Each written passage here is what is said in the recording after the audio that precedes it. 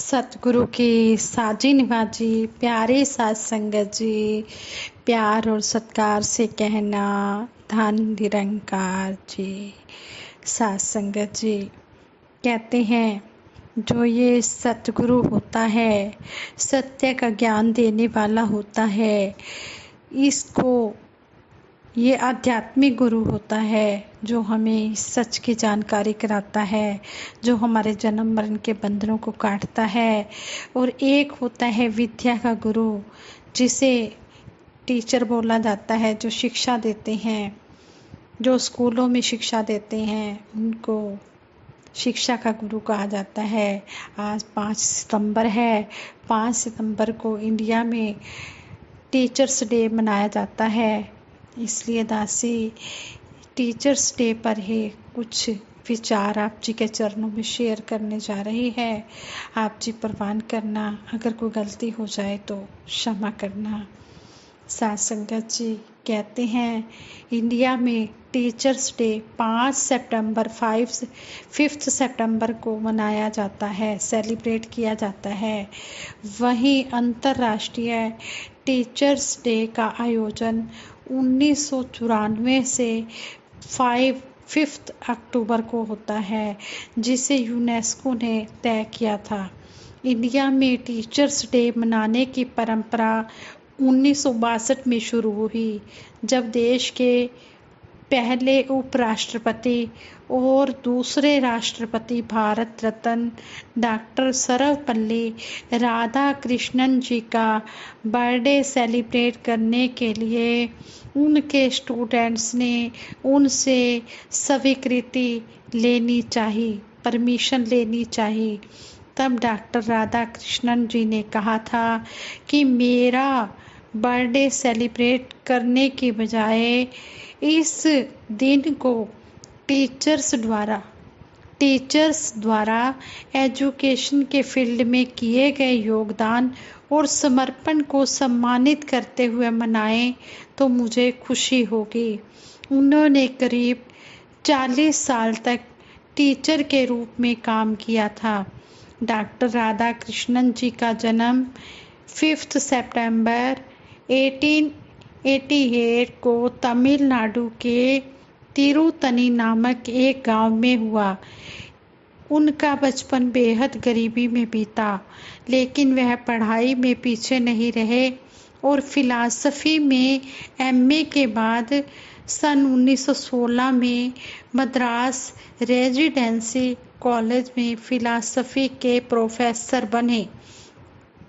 कई यूनिवर्सिटीज में पढ़ाने के साथ ही कोलंबो और लंदन यूनिवर्सिटी ने भी उनको मानक उपाधियों से सम्मानित किया। 1949 से 1952 तक वह मॉस्को में इंडिया के राजदूत रहे। इसके बाद 1956 में देश के दूसरे राष्ट्रपति बनने तक देश के पहले उपराष्ट्रपति रहे। डॉक्टर राधाकृष्णन जी कहा करते थे कि बुक्स वे साधन हैं जिनके माध्यम से हम विभिन्न संस्कृतियों के बीच पुल बनाने का काम कर सकते हैं। आज हमारा देश तेजी से सफलता के रास्ते पर बढ़ रहा है, जिसका क्रेडिट हमारे टीचर्स को ही जाता है। साथ संगत जी, टीचर्स उस माली के समान हैं जो एक बगीचे को अलग अलग रंग रूप के फूलों से सजाता है, जो स्टूडेंट्स को कांटों पर भी मुस्कुराकर चलने को प्रोत्साहित करता है, उन्हें जीने की वजह समझाता है।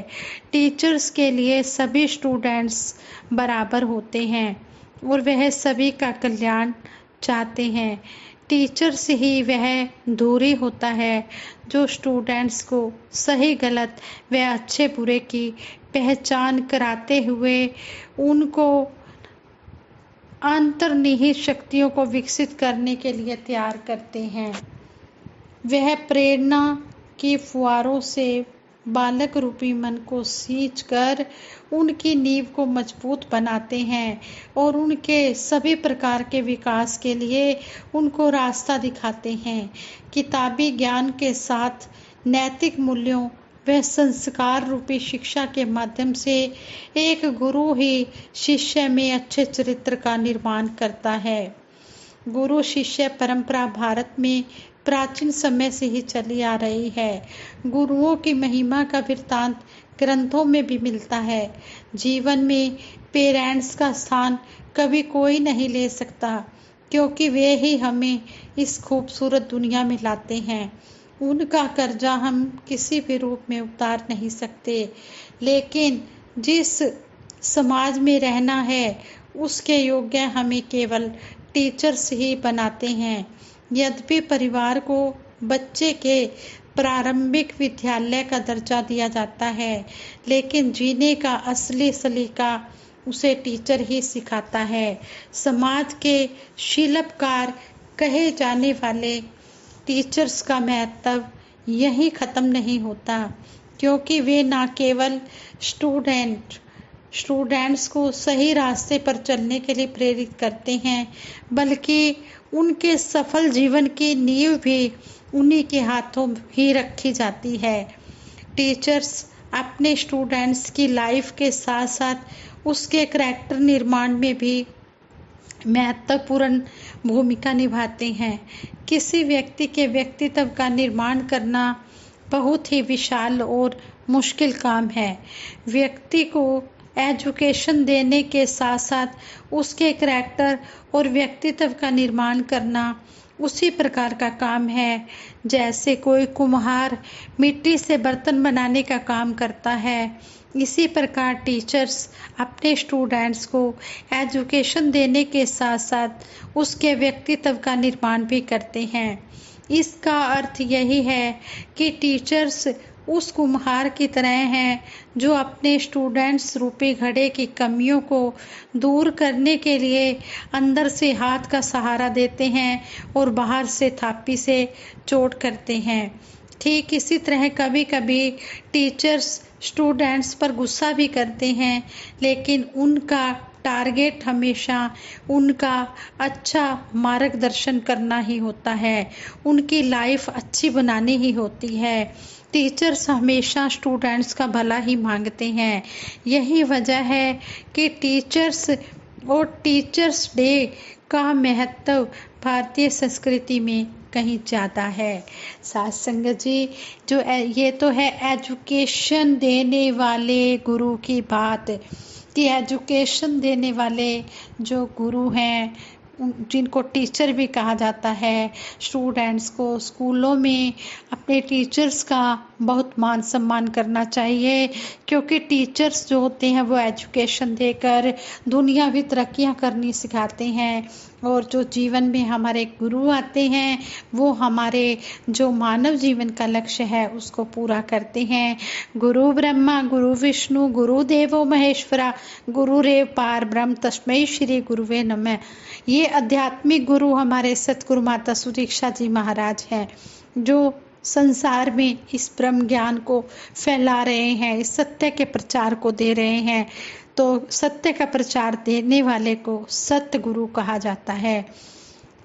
कहते हैं कि गुरु ब्रह्मा गुरु विष्णु गुरु देवो महेश्वरा गुरुरेव पार ब्रह्म तस्मै श्री गुरुवे नमः। संस्कृत के श्लोक के अनुसार भारतीय संस्कृति में गुरु को सबसे ऊंचा स्थान दिया गया है। जीव मात्र के जन्मदाता ब्रह्मा, उनके पालनहार भगवान विष्णु और संसार का संहार करने वाले महाकालेश्वर भगवान शिव गुरु ही हैं। इतना ही नहीं, गुरु निर्गुण निराकार पार ब्रह्म परमात्मा के साक्षात स्वरूप हैं। ऐसे गुरु को बारंबार नमस्कार है। गुरु गोबिंदो खड़े काके लागू पाए, बलिहारी गुरु अपने जिन गोविंद तियो बताए। संत शिरोमणि कबीरदास जी भी गुरु और गोविंद अर्थात ईश्वर में कोई भेद नहीं करते, बल्कि गुरु का स्थान ईश्वर से बड़ा महसूस करते हैं, क्योंकि बिना गुरु के ईश्वर का ज्ञान प्राप्त नहीं होता और गुरु की कृपा होने पर ही ईश्वर की जानकारी होती है। गुरु की महत्ता बताते हुए यहाँ तक कहा गया है कि संसार में गुरु ही नेत्र है, गुरु ही दीप है, गुरु ही सूर्य चंद्रमा है, गुरु ही देवता है, गुरु ही सन्मार्ग है, गुरु ही दिग्मंडल है और गुरु ही सद्गति स्वरूप है। इसलिए मानव जीवन में गुरु का अत्यधिक महत्व है। गुरु की शरण मिलने पर जीवन आसान हो जाता है और गुरु की कमी में यह बहुत ही मुश्किल लगता है। गुरु कौन है, इसका उत्तर हमें वाल्मीकि रामायण में इस प्रकार मिलता है। इस संसार में उत्पन्न हुए पुरुष के सदा 3 गुरु होते हैं, आचार्य, पिता और माता। कहते हैं योग शास्त्र में गुरु की आवश्यकता इस प्रकार प्रकट की गई है, जैसे सूर्य अंधकार में स्थित पदार्थों को प्रकाशित करता है, उजाला देता है, उसी प्रकार गुरु भी अज्ञानता के अंधकार में भटकते हुए जीवों को ज्ञान की रोशनी देता है। अब जरा देखें कि शिष्य कौन है। सामान्य अर्थों में जिसमें सीखने की भावना हो वही गुरसिक या गुरु का शिष्य कहलाने का अधिकारी है। गुरु उम्र भर सिखाता है और शिष्य उम्र भर सीखता चला जाता है। अहम भाव से रहित होकर विनम्रता को धारण करने वाला ही सच्चा शिष्य हो सकता है। जब तक गुरु अपना पूरा ज्ञान शिष्य को सौंप ना दे तब तक शिष्य गुरु के समान पद को प्राप्त नहीं कर सकता। इसके साथ ही साथ आज्ञा में रहना यानी अनुशासित जीवन जीना भी शिष्य का महत्वपूर्ण और आवश्यक लक्षण है। गुरु के मुख से निकले ज्ञान प्रवाह को ज्यों का त्यों अपने मन में बसा लेना एकाग्रता का गुण होता है। एकाग्रता के लिए मन को कंट्रोल करने की कला भी गुरु ही सिखाता है। इस प्रकार हम देखते हैं कि गुरु और शिष्य की परंपरा किसी काल विशेष की देन नहीं है। अपने समय में भगवान श्री राम जी और भगवान श्री कृष्ण जी भी गुरु की शरण में गए। भगवान श्री राम जी और भगवान श्री कृष्ण जी एक ही हैं, ये अलग अलग नहीं हैं, लेकिन ये अलग अलग युग में आए इसलिए इनका नाम अलग अलग दिया गया। द्वापर में भगवान श्री कृष्ण जी आए और त्रेता में भगवान श्री राम जी आए। श्री गुरु नानक देव जी महाराज, संत रविदास जी, संत कबीरदास जी, मीराबाई जी, रामकृष्ण परमहंस जी और स्वामी विवेकानंद जी जैसे मनीषी भी गुरु शिष्य परंपरा से आबद्ध रहे। इन्होंने भी गुरु को धारण किया। देश काल और परिस्थितियां लगातार बदलती रहती हैं। आज का युग कलयुग वास्तव में कल पुर्जों का ही युग है।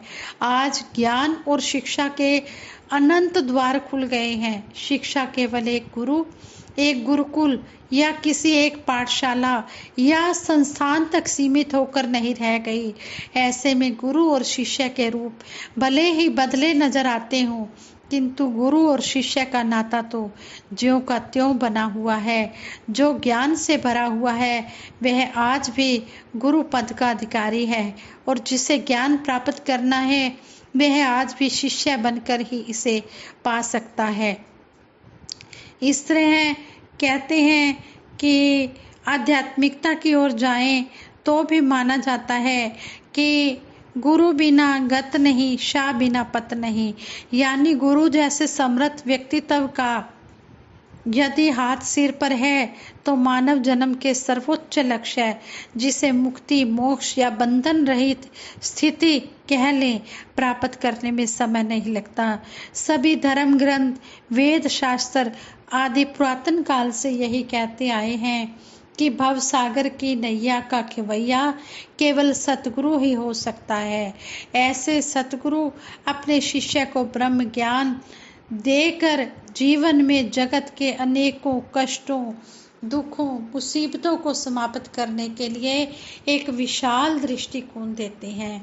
हम कह सकते हैं कि बचपन से लेकर वृद्धावस्था तक मानव ज्ञान जिज्ञासु शिष्य बनकर ज्ञान प्रदाता गुरु की शरण प्राप्त कर अपने जीवन को संवार सकता है।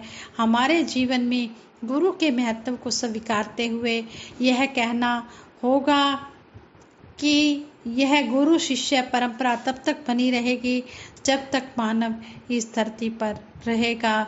ऐसी सुदीर्घ परंपरा को नमन करते हुए, नमस्कार करते हुए, ऐसे पूर्ण गुरु के विराट व्यक्तित्व को हमारा कोटि कोटि नमस्कार है, जिसमें ज्ञान का अथाह सागर छिपा है। और इस सागर में से राम रतन जैसे अमूल्य धन को जिज्ञासु शिष्य ही प्राप्त कर सकता है। जिन खोजा तिन पाया, गहरे पानी पैठ। वर्तमान काल में ब्रह्म ज्ञान रूपी खजाने के मालिक पूर्ण सतगुरु माता सुदीक्षा जी महाराज हैं, जिनकी शरण में आने के बाद परमात्मा की खोज संपूर्ण होती है। और इनके सामने हमारा समर्पण इन भावों के साथ सार्थक होता है कि गुरु अरज करूँ मैं थाने, चरना में राखो माने।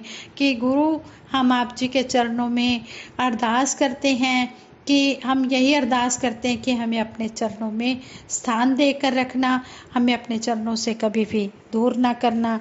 ये है शिष्य और गुरु की परंपरा की बात।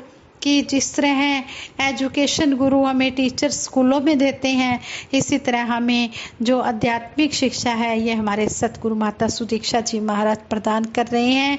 और आपदे दर्शन पालो संदेशा है इंसाना नू, मुर्शद बंदे पिया बनावे मेरे जे हवाना नू। पापी कपटी मूर्खता ही रब दे नाल मिलांदा है, रहन बहन ते खाण पीण दियां जाचां पिया सिखांदा है। गम फिकर सब दूर है करदा दिल दा कमल खिलांदा है, कहे अवतारे समा सुहाना रूह नू रब मिलांदा है। यह समय बड़ा ही सुहाना है, बहुत ही अमोलक है। इस समय की कदर करें और इस परमपिता परमात्मा को जानकर भक्ति करें। और वक़्त के सतगुरु माता सुदीक्षा जी महाराज सारे ही संसार के लिए आए हुए हैं और सबको यही आवाज़ दे रहे हैं कि आ जाओ, इस परमपिता परमात्मा की पहचान कर लो। आज संगत जी विचार करते हुए दासी से बहुत सी त्रुटियां हुई होंगी, उन त्रुटियों के लिए आप जी क्षमा करें और प्यार से कहना जी धन निरंकार जी।